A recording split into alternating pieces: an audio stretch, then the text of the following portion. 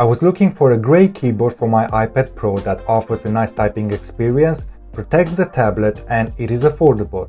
I found this keyboard case with trackpad from Logitech and it is called Folio Touch. The unboxing is quite simple. The box has a magnetic lid and inside is the case. At first touch it felt great in hand, nice at touch without material finish but also heavy. Combined with the iPad it goes just over 1 kilo. Let's have a look at this item before we plug in the iPad. When it is closed, it looks like a normal tablet case with cutouts for the camera, for the speakers, for the microphones and for the charging port. At the back it has a kickstand that goes really low, not fully flat, but it gives a good view and sketch mode.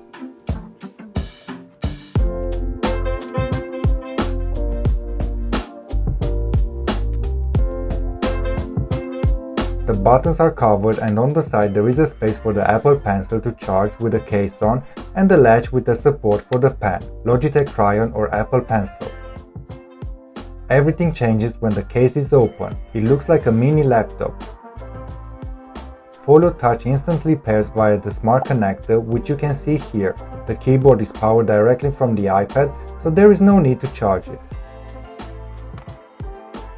And I'll show you how it works. To slide in the iPad, let the smart connector line up and it is ready to go. I like that the case protects the tablet all around, well besides the space where the pen charges, but I am more interested in the corners.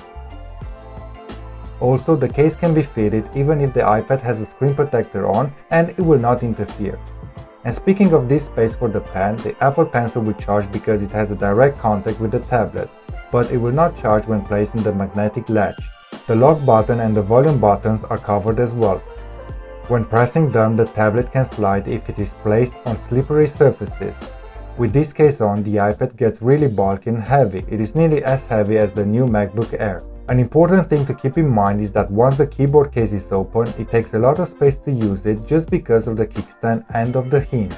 Now that we took the design out of the way, we can focus on the actual keyboard, and this is the most important part of the Logitech Folio Touch.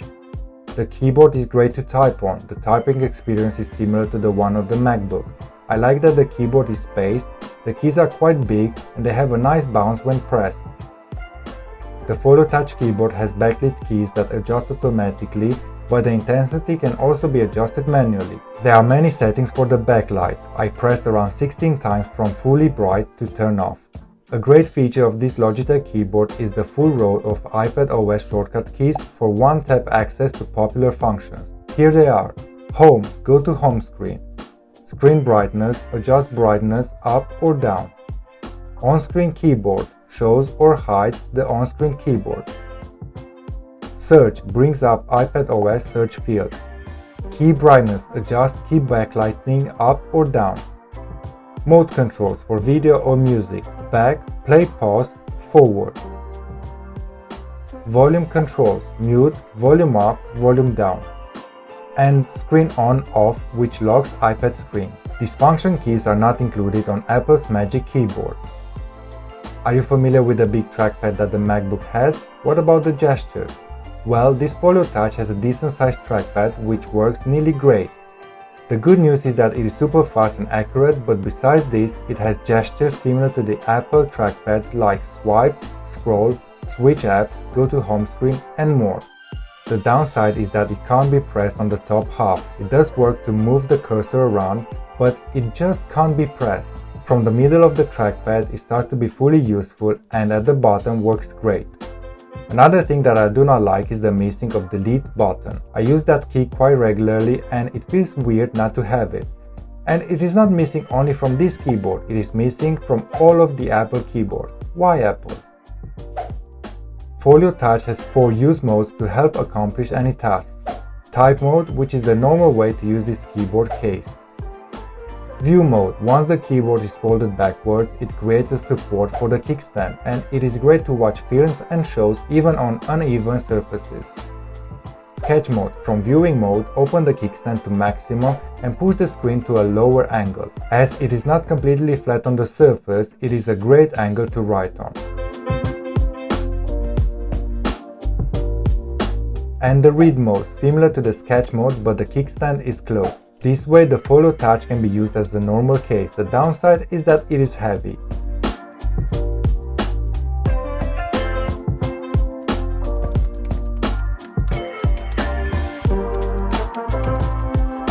The last topic to talk about is price and competition. The listed price for the Logitech Folio Touch is £139.99, but I am sure that you can find it cheaper. It looks expensive, but it is half the price of its biggest competitor, the Apple Magic Keyboard, which costs £279.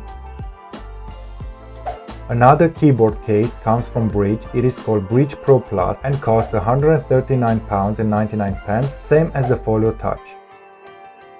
There is an interesting keyboard similar to the Apple's Magic Keyboard. Comes from Doco. It is called DQ2 and costs around £120. If you want something cheaper, it is worth looking at the keyboard cases that don't come with the trackpad. Why I went for the Logitech Folio Touch instead of the other ones mentioned? Because the Logitech Folio Touch shields the iPad completely. It is solid, it has function keys, it has the smart connector and can be used in different modes, and it has the latch for the pen. I wish it had the delete button to use, but it is the same as any Apple keyboard. Nevertheless, it is great to type on and quite easy to use.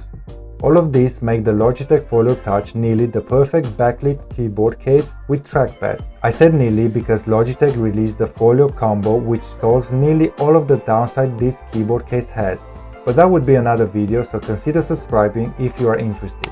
Don't forget to like and share this video and leave a comment down below with what keyboard you used on your iPad or what keyboard you want me to review. As always, thanks for watching and I'll see you in the next one.